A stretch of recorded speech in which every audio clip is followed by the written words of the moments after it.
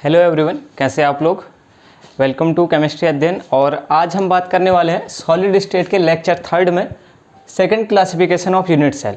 मतलब इससे पिछले लेक्चर में हमने यूनिट सेल और क्रिस्टल लैटिस के बारे में डिस्कस कर लिया था और टाइप्स ऑफ यूनिट सेल भी हमने पढ़ लिए थे, जो कि फर्स्ट क्लासिफिकेशन था। उसमें हमने पढ़ लिया था कि यूनिट सेल कितने टाइप के होते हैं on the basis of position of constituent particle, यानी कंस्टिट्यूएंट पार्टिकल किस किस जगह पर लगे हुए हैं उस हिसाब से हमने क्लासीफाई किया था। जिसमें कि हमने कहा था कि एचसीसी सबसे सिंपल टाइप का था, उसके बाद BCC, FCC, end centred cubic unit cell, और लास्ट में हमने H centred cubic unit cell के बारे में बात कर ली थी।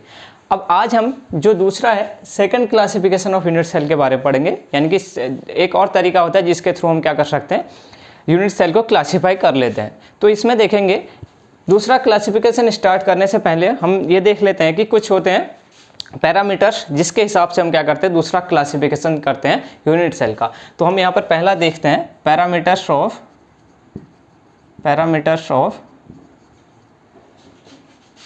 Unit cell.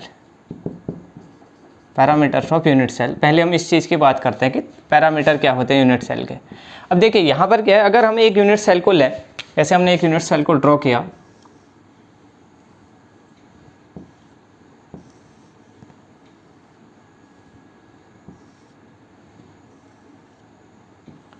तो यहाँ पर दो चीज़ें होती है। एक तो होता है एज लेंथ या एक्सिस लेंथ, ये वाली जो लेंथ कहलाती है, अगर हम यहाँ पर से कंसिडर करें तो ये हमारी, इसको हम एक्स एक्सिस मान लेते हैं और इसको वाई एक्सिस और इसको जेड एक्सिस। तो इन एक्सिस की जो लेंथ होती है उसको हम बोलते हैं एक्सियल लेंथ या एज लेंथ। तो यहाँ पर अगर माना इनकी हम इस लेंथ को कुछ कंसिडर कर ले, माना इस लेंथ को ए कंसिडर कर ले, इसको बी कंसिडर कर ले और इसको सी कंसिडर कर ले, ये लेंथ यहाँ से यहाँ तक की लेंथ है। ऐसे ही सिमिलरली बी कहाँ से कहाँ तक है, यहाँ से यहाँ तक की लेंथ जो है बी है, और यहाँ से यहाँ तक की जो लेंथ है वो सी है। ठीक है, तो यह हमारे पास पहली चीज़ होगी। ये क्या है, ये हमारे पास एच लेंथ या एक्सियल लेंथ होती है, एक्सियल लेंथ, या इसको बोलते हैं एज लेंथ। हमने एज देखी थी, एज मतलब जो दो कॉर्नर को मिलाती है, ये क्या है, एक एज है, और उस एज की जो भी लेंथ होती है उसको हम एज लेंथ या एक्सियल लेंथ कहते हैं, या एक्सिस की लेंथ भी बोल सकते हैं। तो पहली चीज़ होगी एक्सियल लेंथ, जो दो पैरामीटर हम डिस्कस कर रहे हैं। अब देखिए दूसरी पैरामीटर जो होता है उसको बोलता है इंटरफेशियल एंगल।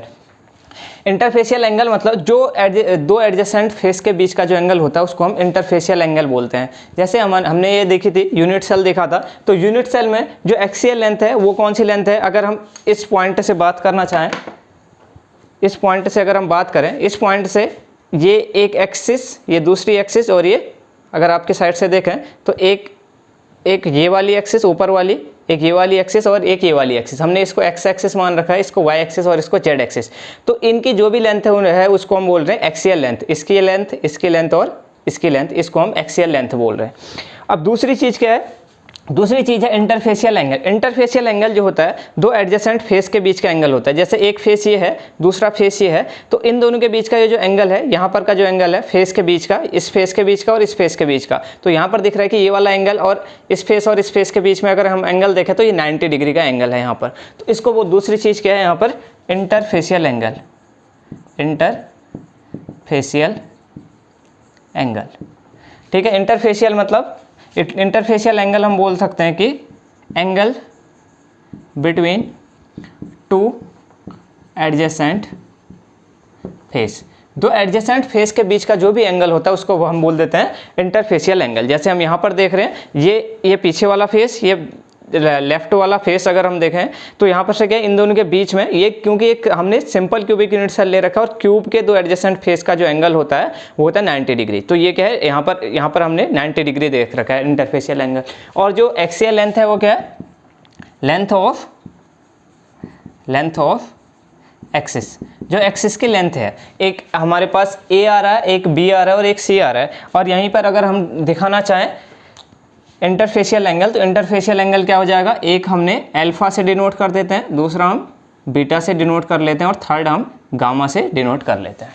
तो यहाँ पर दो पैरामीटर्स हैं, एक एक्सियल लेंथ है यानी कि एक्सिस की लेंथ, एक्स वाई जेड तीनों एक्सिस में जो भी लेंथ आ रही है, और दूसरी क्या है, इंटरफेशियल एंगल यानी कि दो एडजेसेंट फेस के बीच का एंगल जो है वो दूसरी चीज़ होती है इंटरफेशियल एंगल।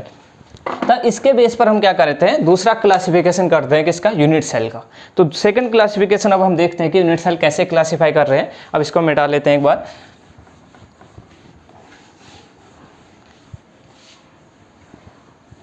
तो देखिए यहाँ पर हम जब क्लासिफिकेशन करते हैं तो हमारे पास विद द हेल्प ऑफ किसके, पैरामीटर्स के बेस पे। और वो कौन से पैरामीटर्स है, एक बॉन्ड लेंथ, एक्सियल लेंथ है, और दूसरी क्या है, फेशियल एंगल। तो फेशियल एंगल और बॉन्ड लेंथ में कितने कोई रिलेशन होगा, उस हिसाब से हम क्या कर लेंगे, यूनिट सेल को क्लासीफाई कर लेते हैं। तो देखिए यहाँ पर हम क्या कर रहे हैं सेकंड क्लासिफिकेशन में, यहाँ पर इस हिसाब से क्या होते हैं, 7 टाइप के क्रिस्टल सिस्टम्स यहाँ पर मिलते हैं हमको, 7 क्रिस्टल सिस्टम्स, जिनमें क्या है कि इनके बीच में क्या रिलेशन है, जो एक्सियल लेंथ है उनके बीच में क्या रिलेशन है, और जो हमारे पास इंटरफेशियल एंगल है वो कितने के हैं और उनके बीच में क्या रिलेशन है। जैसे अगर हम एक परफेक्ट क्यूब की बात करें तो परफेक्ट क्यूब में क्या होता है, तीनों की तीनों जो लेंथ है, यानी कि उसकी जो लंबाई, चौड़ाई और ऊंचाई है, यानी कि ये वाली अगर हम इसके कंसिडर करें, ये लेंथ और ये लेंथ, तीनों एक्सिस के जो लेंथ है वो क्या इक्वल होती है। और तीनों के तीनों इंटरफेशियल एंगल भी क्या होते हैं, वो भी क्या होते हैं 90 डिग्री के इंटरफेशियल एंगल होती है। तो क्यूब एक परफेक्ट ज्योमेट्री होती है, और सबसे ज़्यादा जो यहाँ पर परफेक्ट ज्योमेट्री या परफेक्ट क्रिस्टल जब हमको बोलते हैं वो होता है सिंपल क्यूबिक यूनिट सेल। तो यहाँ पर से हम इसके टाइप पहले देख लेते हैं, उसके बाद हम आगे की बातें करते हैं। तो यहाँ पर पहले हम पढ़ते हैं कि टाइप कितने होते हैं इसके, क्लासिफिकेशन अगर जाएँ तो पहले हमारे पास है 7 क्रिस्टल सिस्टम्स। हम एक साइड लिख लेते हैं, 7 crystal systems, 7 crystal systems, 7 crystal system. और दूसरे साइड हम लिख लेते हैं इनकी एक्सियल लेंथ क्या है, और थर्ड है इंटरफेशियल एंगल, थर्ड है इंटरफेशियल एंगल। एक रूल भी होता है इंटरफेशियल एंगल कि इंटरफेशियल एंगल वाला रूल ये बोलता है कि चाहे क्रिस्टल का साइज कितना भी बड़ा हो, लेकिन दो एडजेसेंट फेस के बीच का जो एंगल होगा वो हमेशा कांस्टेंट रहेगा। चाहे आप छोटा सा क्यूब बनाएं, चाहे बहुत बड़ा सा क्यूब बनाएं, अगर वो एक परफेक्ट क्यूब होगा तो उसके जो एंगल रहेंगे वो हमेशा 90 डिग्री के ही रहेंगे। तो एंगल का जो भी इंटरफेशियल एंगल होगा वो क्यूब के साइज पर डिपेंड नहीं करेगा। तो क्या है, इंटरफेशियल एंगल और एक्सियल लेंथ के हिसाब से हम इसको क्लासीफाई करते हैं। तो यहाँ पर सबसे पहले जो आता है वो आता है क्यूबिक टाइप का क्रिस्टल सिस्टम। यहाँ पर क्या रहता है, यहाँ पर रहता है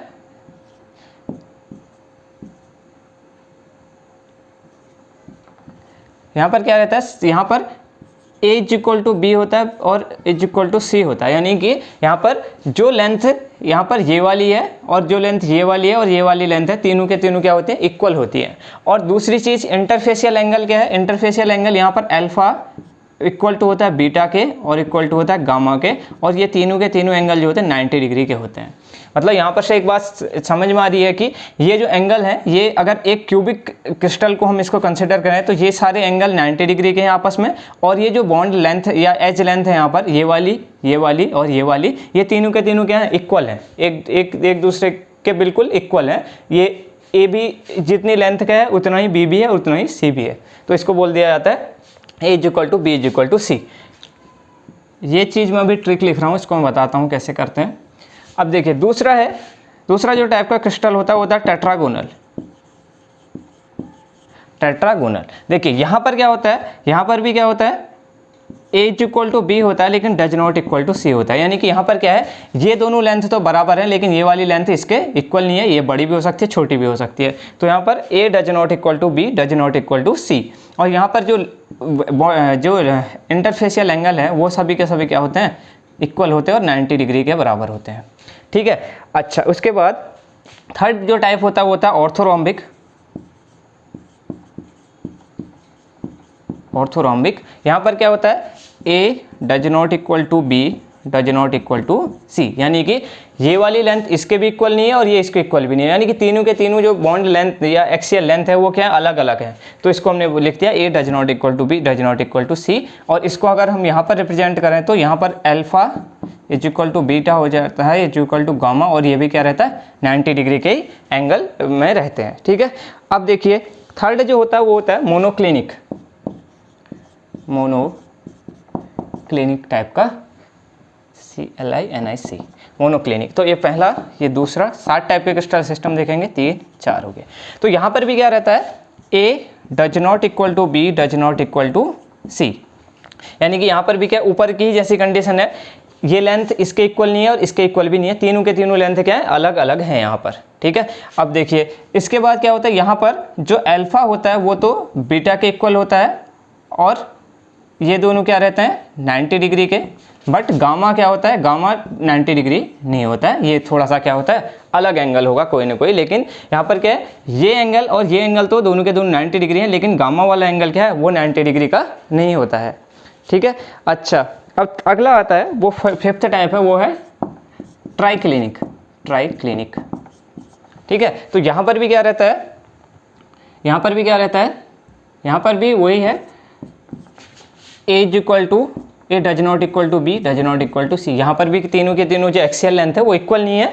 और इसके बाद ये जो है सबसे ज़्यादा अनसिमेट्रिक क्रिस्टल होता है, यानी कि यहाँ पर क्या है, alpha does not equal to beta के होता है और does not equal to gamma के होता है, और ये कोई भी एंगल 90 डिग्री के नहीं होते हैं। मतलब ये वाला एंगल भी डिफरेंट है, ये वाला एंगल भी डिफरेंट है और ये वाला एंगल भी डिफरेंट है, और ये तीनों के तीनों कोई भी 90 डिग्री के एंगल नहीं होते हैं। और यहाँ पर क्या है, ये वाली लेंथ भी डिफरेंट है, ये वाली लेंथ भी डिफरेंट है और ये वाली लेंथ भी डिफरेंट है। इसका मतलब ट्राइक्लिनिक जो क्रिस्टल होता है वो क्या होता है, सबसे ज़्यादा अनसिमेट्रिक क्रिस्टल होता है, मतलब उसमें सिमेट्री सबसे कम होती है, ठीक है। सबसे कम सिमेट्रिक जो होता है वो ट्राइक्लिनिक है, और सबसे ज़्यादा सिमेट्रिक जो होता है वो पहला वाला क्यूबिक टाइप का क्रिस्टल सिस्टम होता है। अगला देखिए, अगला जो होता है वो होता है हेक्सागोनल, हेक्सागोनल। तो यहाँ पर क्या रहता है, A इज इक्वल टू तो B होता है, लेकिन यहाँ पर does not equal to C होता है, ठीक है। अब देखिए अगला यहाँ पर जो होता है वो होता है alpha is equal to beta is equal to 90 degree होता है, यानी कि अल्फा और बीटा जो है वो तो 90 डिग्री है, लेकिन गामा जो होता है वो कितना होता है, वो 120 डिग्री का इक्वल होता है, ठीक है। तो ये बात होगी हेक्सागोनल की। सबसे लास्ट जो होता है वो होता है रोम्बोहेड्रल, RHOMBOHEDRAL, ठीक है। तो रोम्बोहेड्रल में क्या है, A is equal to B होता है, इज इक्वल टू C रहता है, ठीक है। यानी कि तीनों के तीनों जो एक्सियल लेंथ है वो तो क्या है इक्वल है, लेकिन इसके बाद क्या है, यहाँ पर alpha is equal to beta is equal to gamma होता है, लेकिन ये तीनों के तीनों एंगल क्या होते हैं 90 डिग्री के नहीं होते हैं। अल्फा बीटा और गामा क्या है, इक्वल तो हैं, एक दूसरे के इक्वल तो होंगे, लेकिन 90 डिग्री के नहीं होते हैं। अब देखिए, अब इसको कैसे ट्रिक के थ्रू याद करना है वो मैं आपको तरीका बता देता हूँ। पहले एक बार ऐसे समझ लीजिए कि क्यूबिक जो होता है वो क्या होता है, सबसे ज़्यादा सिमेट्रिक है, क्योंकि यहाँ पर क्या है A यानी कि ये वाली लेंथ और ये वाली लेंथ और ये वाली लेंथ तीनों क्या है इक्वल हैं। और दूसरी बात क्या है, ये एंगल, ये वाला एंगल और ये वाला एंगल, तीनों के तीनों एंगल भी क्या है इक्वल हैं, और तीनों के तीनों 90 डिग्री के एंगल है। जैसे हमने अभी देखा था, ये यहाँ पर क्या है, ये दो फेस के बीच के एंगल जो है, इस फेस और इस फेस के बीच में जो एंगल है वो 90 डिग्री है, और ये जो लेंथ है वो भी क्या है सेम लेंथ है, सभी के सभी क्या है, ये वाली लेंथ और ये वाली लेंथ, तीनों के तीनों क्या है एक एक्सिस, तीनों के तीनों एक्सिस की जो लेंथ है वो बराबर है, तो इसको बोला जाता है क्यूबिक, और ये सबसे ज़्यादा सिमेट्रिक। और इसके अलावा देखो ये वाला जो है ट्राइक्लिनिक, ट्राइक्लिनिक को अगर हम देखें तो ये देखिए यहाँ पर तीनों के तीनों लेंथ क्या है, ए बी और सी तीनों के तीनों क्या है डिफरेंट है, कोई भी एक दूसरे के इक्वल नहीं है। तो और दूसरी बात क्या है, यहाँ पर तीनों के तीनों एंगल भी क्या है एक दूसरे के इक्वल बिल्कुल नहीं है, और 90 डिग्री भी नहीं है उनमें से कोई। तो इसका मतलब सबसे ज़्यादा सिमेट्रिक क्यूबिक है, और सबसे ज़्यादा अनसिमेट्रिक क्रिस्टल कौन सा होता है, ट्राइक्लिनिक सबसे ज़्यादा अनसिमेट्रिक होता है। अब देखिए इसको याद करने का तरीका है, उसके लिए शॉर्ट तरीका क्या है, इसको हम ऐसे याद करते हैं, cute our mother, cute our mother. तो इसमें से देखिए कैसे याद करना है, क्यूट आवर मदर हमारे पास एक ट्रिक है, इसमें क्या करेंगे, सी यू से आता है क्यूबिक, टी से आता है tetragonal, tetragonal, O U R से आता है ऑर्थोरोम्बिक, ऑर्थोरोम्बिक, ठीक है। उसके बाद आगे का हम नीचे लिख लेते हैं, यहाँ पर से आता है, इस एमओ का मतलब होता है मोनोक्लिनिक, मोनोक्लिनिक, टी से आता है ट्राइक्लिनिक, ट्राइक्लिनिक, एच ई से जो आता है वो है हेक्सागोनल, और सबसे लास्ट आर से है रोम्बोहेड्रल, RHOMOBOHEDRAL, रोम्बोहेड्रल, ठीक है। तो यहाँ पर से हमारे पास तरीका हो गया याद करने का कि 7 के साथ क्रिस्टल सिस्टम, Cu से क्यूबिक, Te से टेट्रागोनल, O से ऑर्थोरम्बिक, MO से मोनोक्लिनिक, T से फिर ट्राइक्लिनिक, हेक्सागोनल और रोम्बोहेड्रल। तो ये हो गया ट्रिक क्यूट और mother, cubic, tetragonal, orthorhombic, monoclinic, triclinic, hexagonal और रोम्बोहेड्रल। ये तो इनको याद करने का तरीका हो गया। अब देखिए ये इक्वल टू और डज नॉट इक्वल टू हम कैसे कर रहे हैं, इसको समझिए। हमने ऐसे लिख लेना 0 1 2 2 2 1 0, ठीक है। तो यहाँ पर से ऐसे अगर हम लिख लेंगे तो उसके बाद हम क्या देखेंगे कि 0 लिख रखा है, इसका मतलब कोई भी डज नॉट इक्वल नहीं, कोई भी नहीं है। यानी कि यहाँ पर जितना हम 1 या 2 जो भी लिख रहे हैं उसको डज नॉट इक्वल टू के फॉर्म में लिख लेना है। जैसे यहाँ पर 0 लिख रखा है यानी कि सभी के सभी क्या है, इक्वल है एक दूसरे के लेंथ। यहाँ पर 1 लिख रखा है तो इसका मतलब यहाँ पर 1 डज नॉट इक्वल टू है, यानी कि A और इक्वल टू B किया लेकिन 1 डज नॉट इक्वल टू का साइन है। देखिए यहाँ पर थर्ड में 2 है तो 2 डज नॉट इक्वल टू है, और यहाँ पर भी 2 है तो 2 डज नॉट इक्वल टू, यहाँ पर भी 2 है तो ऐसे ही हमने 2 लिख रखे हैं। यहाँ पर 1 है तो 1 डज नॉट इक्वल टू, यहाँ पर 0 है तो कोई भी डज नॉट इक्वल टू है। तो ये हो गया दूसरी बात, क्या जो हमने दूसरा तरीका है क्या याद करने का, एक्सियल लेंथ को याद करने का, ठीक है। अब देखिए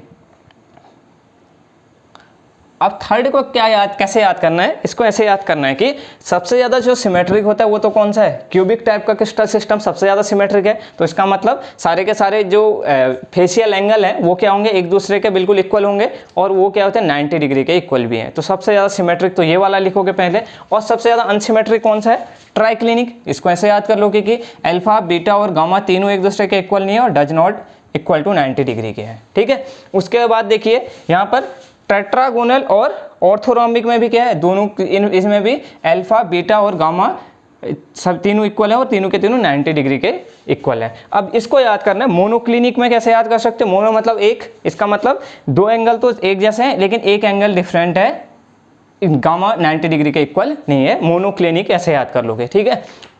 अगला जो है वो हेक्सागोनल है। हेक्सागोनल में तो आपको याद ही करना पड़ेगा कि अल्फा और बीटा 90 डिग्री होते हैं, गामा 120 डिग्री होता है। एक थोड़ा सा यही अलग है जहाँ पर गामा 120 डिग्री के इक्वल है, तो इसको हेक्सागोनल को ऐसे याद कर सकते हैं। और लास्ट रोम्बोहेड्रल में है अल्फा, बीटा और गामा तीनों इक्वल हैं लेकिन does not equal to 90 degree है। तो ये एक तरीका है जिससे हम क्या कर सकते हैं, 7 के साथ क्रिस्टल सिस्टम को हम याद कर सकते हैं एक सिंपल तरीके से। और ये क्रिस्टल सिस्टम हर किसी एग्जाम्स में भी पूछे जाते हैं और सीधे यही आता है कि इनमें से कौन सा रिलेशन सही है। जैसे हमें दे देगा कि ऑर्थोरोम्बिक टाइप का क्रिस्टल दे देगा और इसमें से 2-3 ऑप्शन बना के दे देगा कि इसमें से कौन सा रिलेशन एक्सियल लेंथ और इंटरफेशियल एंगल का सही है, फॉर ऑर्थोरोम्बिक दे दिया या फिर मोनोक्लिनिक, ऐसे करके क्वेश्चन आ जाते हैं। तो आप इसको ईजिली इस वे में याद कर सकते हैं। तो ये था हमारा कौन सा, सेकेंड टाइप का क्लासिफिकेशन ऑफ यूनिट सेल, ठीक है। इसको आप लिख लीजिए। और यहाँ पर हम एक चीज़ लिख लेते हैं कि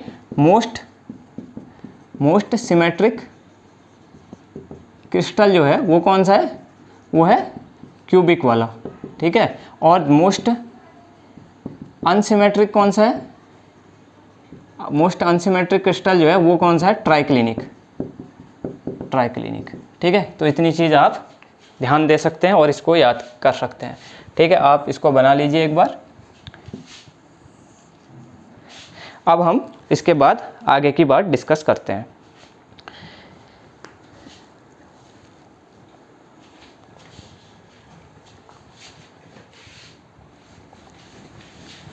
इसके बाद जो हम पढ़ने वाले हैं, हमने 2 टाइप के क्लासिफिकेशन पढ़ लिए और 2 टाइप के क्लासिफिकेशन करने के बाद, लेकिन जो हमने फर्स्ट क्लासिफिकेशन पढ़ा था इससे पिछला वाला, जो हमें ये बता रहा था कि किस किस लोकेशन पर क्या है कंस्टिट्यूएंट पार्टिकल हैं, उसके बेस पर हम क्लासिफिकेशन कर रहे थे यूनिट सेल का। तो उसी पे बेस्ड एक और टॉपिक होता है जिसको हम बोलते हैं कि contribution of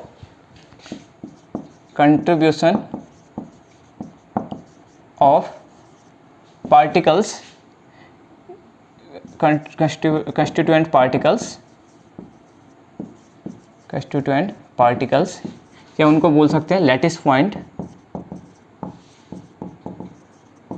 from different locations. मतलब ये बात है कि जैसे एक यूनिट सेल है उसमें क्या है, कंस्टिट्यूएंट पार्टिकल अलग अलग जगह पे हो सकते हैं। जैसे कहाँ हो सकते हैं, कंस्टिट्यूएंट पार्टिकल्स हो सकते हैं कि कॉर्नर पे हो या एज सेंटर पे हो या फेस के सेंटर पे हो, तो उस जगह से वो एक यूनिट सेल को कितना कंट्रीब्यूट करते हैं वो चीज़ है। ठीक है, इसको हम लिख सकते हैं कि कंट्रीब्यूशन ऑफ कंस्टिट्यूएंट पार्टिकल और lattice point from the different location to a unit cell. ठीक है, एक यूनिट सेल को कितना पार्टिसिपेशन मिलता है एक लैटिस पॉइंट का। ठीक है, जैसे हम अगर देखें कि जैसे कॉर्नर पे है, कॉर्नर से कुछ अलग पोर्शन इस यूनिट सेल के अंदर आ रहा है। जैसे यहाँ पर देख रहे हैं कि हमें दिख रहा है कि ये छोटा सा इतना पोर्शन इस एक यूनिट सेल के अंदर आ रहा है। ऐसे ही फेस से कुछ आता है, ऐसे ही बॉडी सेंटर से कुछ आता है, ऐसे कुछ पोर्शन इस यूनिट सेल के अंदर मिल रहा है, तो उसी को हम कंट्रीब्यूशन बोल देते हैं। ठीक है, तो अब देखिए अगर हम क्या कहें कि इस कंट्रीब्यूशन को अगर हमें पता करना है तो हम क्या करते हैं, लोकेशन देखते हैं और उस लोकेशन से कितनी और यूनिट सेल जुड़ी हुई है, उस लोकेशन से कितनी अदर यूनिट सेल जुड़ी हुई है, उस हिसाब से हम कंट्रीब्यूशन एक यूनिट सेल के लिए उस पॉइंट का निकाल लेते हैं। ठीक है, यानी कि ये पॉइंट जैसे है तो ये पॉइंट इस यूनिट सेल को कितना पोर्शन डोनेट कर रहा है। जैसे अब अगर हम कॉर्नर की ही बात कर ले शुरू में, तो हम पहले लोकेशन लिख लेते हैं और उससे कंट्रीब्यूशन पर यूनिट सेल ये लिख लेते हैं। ठीक है, तो हमने लोकेशन लिख ली और कंट्रीब्यूशन पर यूनिट सेल लिख लिया। तो अब यहाँ पर क्या है, अगर माना हमारे पास कोई जो है कंस्टिट्यूएंट पार्टिकल है या लैटिस पॉइंट है, सबसे पहले हम चलो बॉडी सेंटर देख लेते हैं। अगर बॉडी सेंटर पे है, ठीक है, तो बॉडी सेंटर है मतलब इसका मतलब क्या है कि ये बिल्कुल जो भी पार्टिकल है उसके बिल्कुल बीच में है, यहाँ पर है पार्टिकल, तो ये पार्टिकल पूरी की पूरी इसी यूनिट सेल को मिल रहा है, यानी कि इसका कंट्रीब्यूशन पूरी एक ही यूनिट सेल को पूरा का पूरा मिल रहा है। तो इसका कंट्रीब्यूशन क्या हो जाएगा, इसका कंट्रीब्यूशन 1 हो जाएगा। इसका मतलब है कि ये पूरा का पूरा जो एटम है या पार्टिकल है वो इसी यूनिट सेल के अंदर पर प्रेजेंट है, तो इसका पूरा का पूरा कंट्रीब्यूशन जो है इसी यूनिट सेल का पूरा पोर्शन इसको मिलेगा। अब बॉडी सेंटर के बाद हम अगली लोकेशन देखते हैं, फेस सेंटर।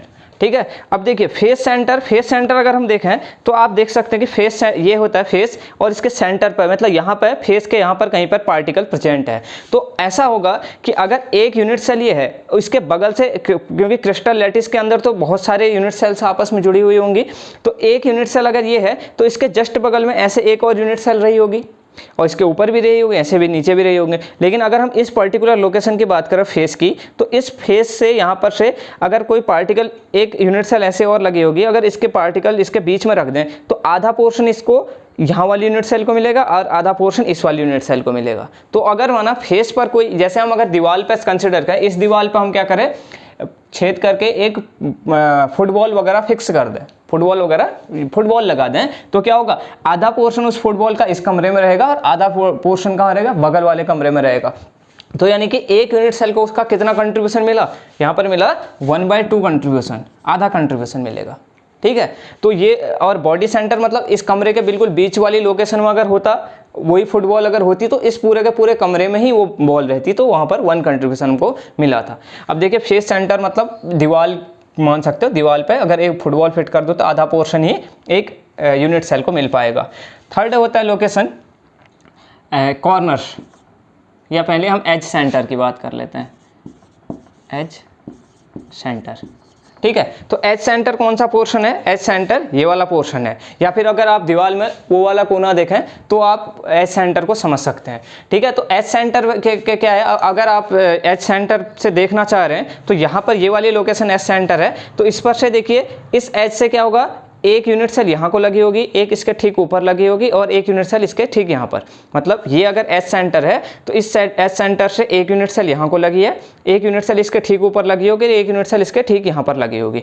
तो यानी कि ये जो पार्टिकल है ये 4 यूनिट सेल के साथ शेयरिंग में जा रहा है। तो इसका मतलब एक यूनिट सेल को कितना पोर्शन मिलेगा, 1/4 कंट्रीब्यूशन, 1/4 भाग मिलेगा।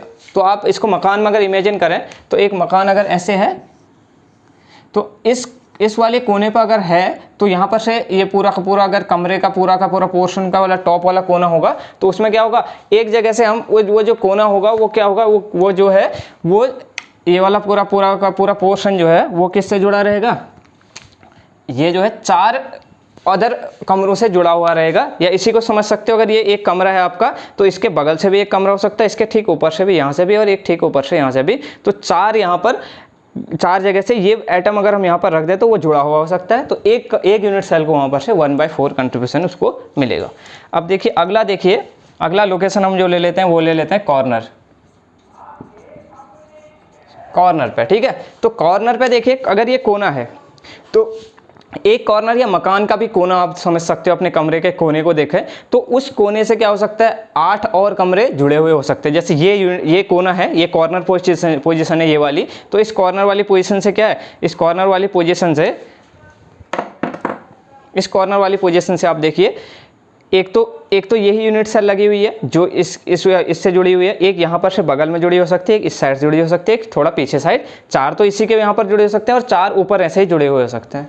तो 4 अगर यूनिट सेल ऐसे जुड़ी हुई होंगी, जैसे कैसे 4 कहाँ पर से जुड़ेंगे, एक ये वाली यूनिट सेल होगी, एक यहाँ पर बगल वाली, एक इस साइड वाली और एक यहाँ वाली। तो 4 तो ये होगी, 4 इसके ठीक ऊपर भी जुड़ी हुई हो सकती हैं। तो यानी कि ये कितने से पार्टिसिपेट कर रहा है, 8 यूनिट सेल से पार्टिसिपेट कर रहा है। तो एक यूनिट सेल के अंदर यहाँ पर कितना कंट्रीब्यूशन मिल पाएगा, एक यूनिट सेल के अंदर यहाँ पर 1/8 कंट्रीब्यूशन ही मिल पाएगा, यानी एक यूनिट सेल के अंदर 1/8 पोर्शन ही इस पार्टिकल का मिल पाएगा, ठीक है। तो ये होती हैं लोकेशन और उनका कंट्रीब्यूशन पर यूनिट सेल होता है, ठीक है। तो अगर हम इसको समराइज करना चाहें तो एक यूनिट सेल के थ्रू हम ऐसे समराइज कर सकते हैं कि अगर हमारे पास ये यूनिट सेल है, अगर ये यूनिट सेल है तो यहाँ पर देखिए अगर माना हमारे पास बॉडी के सेंटर पर कोई पार्टिकल बिल्कुल प्रेजेंट है, बॉडी के सेंटर पे मतलब अगर यहाँ पर बिल्कुल बीच में प्रेजेंट है तो यहाँ पर से कितना मिलता है यहाँ पर कंट्रीब्यूशन, वो मिलता है टोटल 1 का कंट्रीब्यूशन, एक का एक कंट्रीब्यूशन इसी को मिलेगा, ठीक है। अगर माना मैंने कहा कि इस यहाँ पर ना होकर के कहाँ पर हो जाए, फेस पर हो जाए, ये फेस है हमारे पास यहाँ पर हो, तो फेस पर से कितना मिलता है, या लेफ्ट फेस कोई भी फेस मान सकते हैं, यहाँ पर से मिलता है 1/2 कंट्रीब्यूशन, ठीक है। इसके बाद अगर माना यहाँ पर एच के सेंटर पर प्रेजेंट हो पार्टिकल तो यहाँ पर से मिलता है कितना 1/4 कंट्रीब्यूशन, और अगर यहाँ पर चले जाए पार्टिकल तो यहाँ पर से कॉर्नर से मिलता है 1/8 कंट्रीब्यूशन। मतलब इसको आप ऐसे याद कर सकते हैं कि अगर बॉडी के सेंटर 1, फिर आधा आधा करते जाना है 1, फिर फेस पे गए तो 1/4, फिर एच के सेंटर पे गए तो एच के बॉडी के सेंटर पर 1 और फेस पे 1/2, और यहाँ पर एच के सेंटर पर 1/4 और कॉर्नर पर 1/8, यानी कि उसका आधा आधा करते जाना है, यहाँ पर 1, फिर 1/2, फिर 1/4 और 1/8। तो ये कंट्रीब्यूशन को याद करने का तरीका है, और बाकी मैंने समझा दिया कि कैसे किसी पार्टिकल का कंट्रीब्यूशन पर यूनिट सेल को कैसे मिल रहा है, वो हमने देख लिया। अगर बॉडी के सेंटर में है तो पूरा का पूरा पार्टिकल उसी यूनिट सेल का है तो एक कंट्रीब्यूशन, फेस के सेंटर पे है तो 2 से शेयरिंग में रहता है, यानी कि एक यहाँ वाली यूनिट सेल, एक यहाँ वाली, उनके फेस के बीच में होगा तो 1/2 कंट्रीब्यूशन एक यूनिट सेल को, एच के सेंटर पर 1/4 कंट्रीब्यूशन होता है और कॉर्नर पे 1/8 कंट्रीब्यूशन होता है। अगर इस चीज़ को आप अपने कमरे में इमेजिन करेंगे तो बाकी बेहतर तरीके से आप इसको समझ पाएंगे।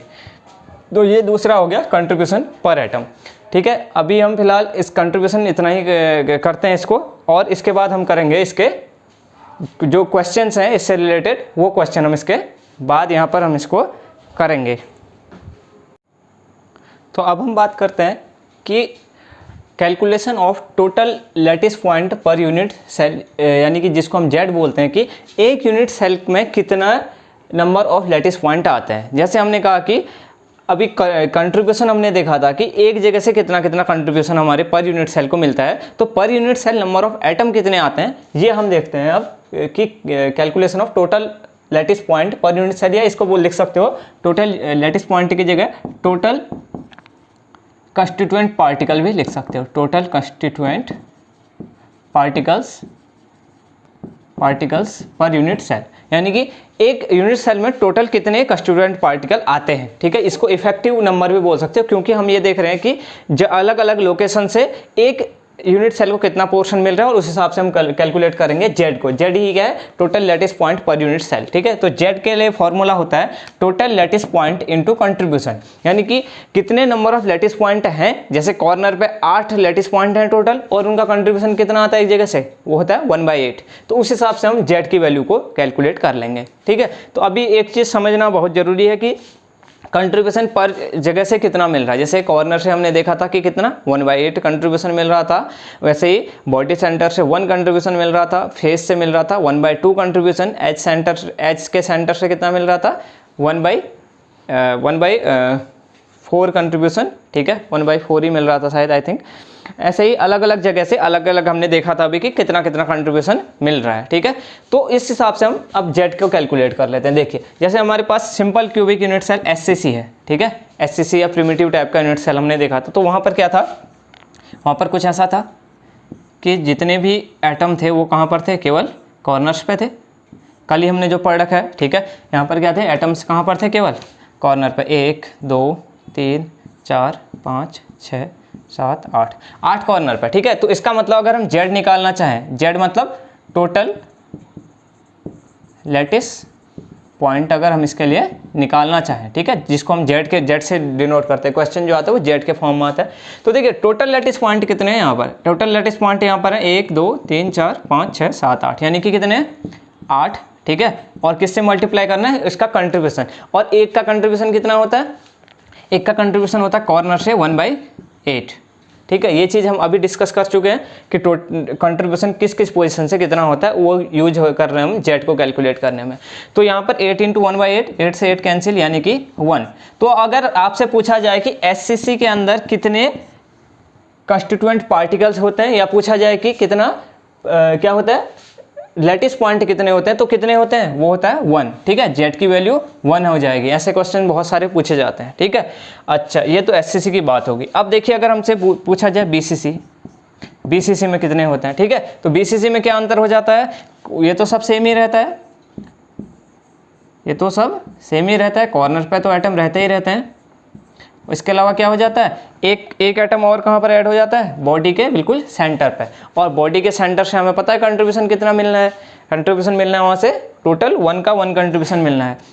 तो यहाँ पर जेड यानी कि टोटल लैटिस पॉइंट जो हो जाएंगे वो क्या हो जाएंगे, वो हो जाएंगे 8 × 1/8, ये कहाँ से है, ये वाला कॉर्नर वाला है, ठीक है, प्लस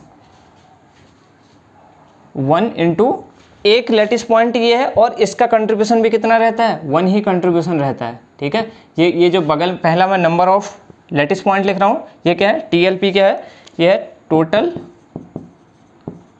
लैटिस पॉइंट, ठीक है। टोटल लैटिस पॉइंट कितने हैं और उसका कंट्रीब्यूशन कितना है, बस इतनी सी चीज़ देखनी है। तो टोटल लैटिस पॉइंट कॉर्नर पे तो 8 थे और उनका कंट्रीब्यूशन 1/8 था। ऐसे ही दूसरा क्या है, बॉडी के सेंटर पर 1 है और उसका कंट्रीब्यूशन भी 1 ही है। तो कॉर्नर ये तो 1 हो जाएगा, 1 + 1 कितना हो जाएगा, 2। यानी कि अगर हमसे पूछा जाए कि बीसीसी के अंदर जेड की वैल्यू कितनी होती है, तो वो होती है 2, ठीक है। तो ये तो 2 चीज़ें होगी। अब इसके बाद हम औरों का भी देख लेते हैं। हमने एससीसी देखा था, बीसीसी देखा था कल हमने जब वो क्लासिफिकेशन किया था, पहला क्लासिफिकेशन यूनिट सेल का, तो वहाँ पर एससीसी था, बीसीसी था, और थर्ड क्या था, FCC, face centred cubic unit cell. तो एफसीसी में क्या था, 8 के 8 कॉर्नर पर एटम, और उसके अलावा फेस के सेंटर पर 1 2 3 4, एक आगे वाला फेस, एक पीछे वाला फेस, ठीक है। तो यहाँ पर एफसीसी के अंदर अगर हम देखें तो कॉर्नर से कितना, कॉर्नर पे है, और कहाँ पर है एटम, फेस पे। और कॉर्नर से कंट्रीब्यूशन टोटल 8 कॉर्नर होते हैं, ठीक है, 8 जगह पे पॉइंट होंगे, और उनका कंट्रीब्यूशन हर किसी का 1/8 होता है। एक पहली बात तो होगी। और फेस कितने होते हैं, टोटल 6 फेस पे 6 एटम होंगे, तो 6, और एक एटम का कंट्रीब्यूशन अभी हमने थोड़ी देर पहले देखा था, वो कितना होता है, 1/2 कंट्रीब्यूशन एक फेस से मिलता है। तो यहाँ पर 1 हो गया, प्लस कितना हो गया 3, यानी कि टोटल यहाँ पर 4 जेड की वैल्यू आएगी, यानी कि total number of lattice point per unit cell कितने आएंगे, वो आएंगे 4, ठीक है। तो ये दूसरा टाइप का हो गया एफसीसी। अब देखिए एक और देख लेते हैं हम, एंडसीसी, एंड सेंटर्ड यूनिट सेल, ठीक है। तो एंड सेंटर्ड में क्या था, एंड सेंटर्ड में ये हमारे पास यूनिट सेल थी। देखिए जितने भी टाइप के यूनिट सेल हैं उनमें कॉर्नर पे तो एटम है ही है, 1 2 3 4 5 6 7 8, ठीक है, कॉर्नर पे तो है ही है। एंड सेंटर्ड में क्या था, 2 अपोजिट फेस पे भी थे, एक फेस ये हो गया, एक फेस ये हो गया।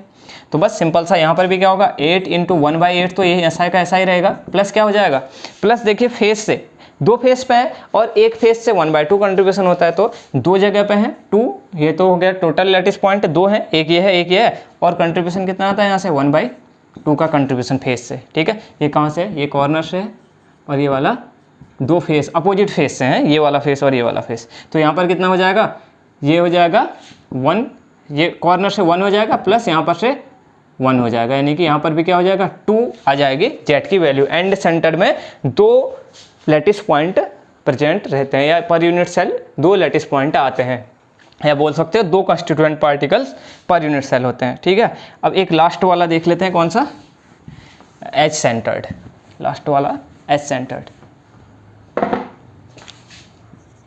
As centred unit cell. ठीक है, तो देखिए एज सेंटर्ड में क्या करना है, हमारे पास ये यूनिट सेल है, तो एज सेंटर्ड में क्या है, ये एटम्स हैं कॉर्नर्स पे, ठीक है, कॉर्नर्स पे एटम्स हैं। अब उसके बाद कहाँ पर थे, दूसरे जो एटम्स थे वो कहाँ पर थे, एज के सेंटर पे, एज के सेंटर पे, यानी कि यहाँ पर, यहाँ पर, यहाँ पर, यहाँ पर, ऐसे यहाँ पर, यहाँ पर, यहाँ पर, कितनी एज होती हैं टोटल, 12 एज होती हैं। तो 12 की 12 एज पर क्या रहेगा, एक एक कंस्टिट्यूएंट पार्टिकल प्रेजेंट है। तो यहाँ पर देखिए, यहाँ पर लोकेशन कहाँ का है, कॉर्नर पे है और प्लस एच के सेंटर पे है।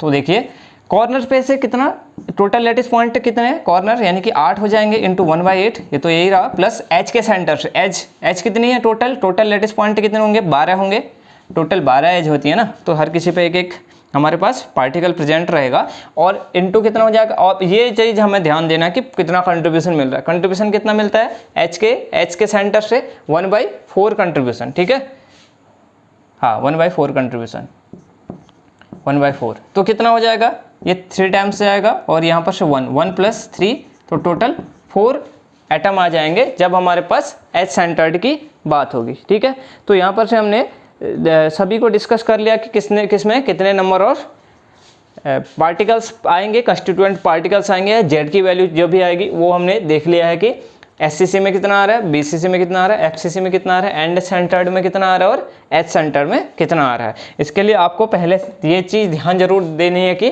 किस पोजीशन पे कंस्टिट्यूएंट पार्टिकल के प्रेजेंट होने से कितना कंट्रीब्यूशन पर यूनिट सेल को मिलता है। तो वो अगर तुमको पता है तो आप आसानी से उस क्वेश्चन को कर सकते हैं। और ये वाले क्वेश्चन नीट वगैरह, जेई वगैरह में बहुत ज़्यादा पूछे जाते हैं, जहाँ पर आप total effective number of atoms per unit cell आप निकालते हैं, तो वो क्वेश्चन बहुत ज़्यादा पूछे जाते हैं।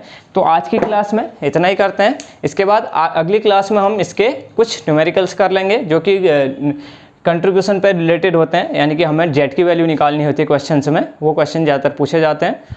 तो आज की क्लास में इतना ही करते हैं। So thanks for watching. और आपको अगर वीडियोज पसंद आती हैं, ये पूरा का पूरा चैप्टर हम करेंगे, अगर आपको वीडियोज पसंद आ रही है तो आप चैनल को सब्सक्राइब कर सकते हैं और वीडियो को लाइक कर सकते हैं। Thank you.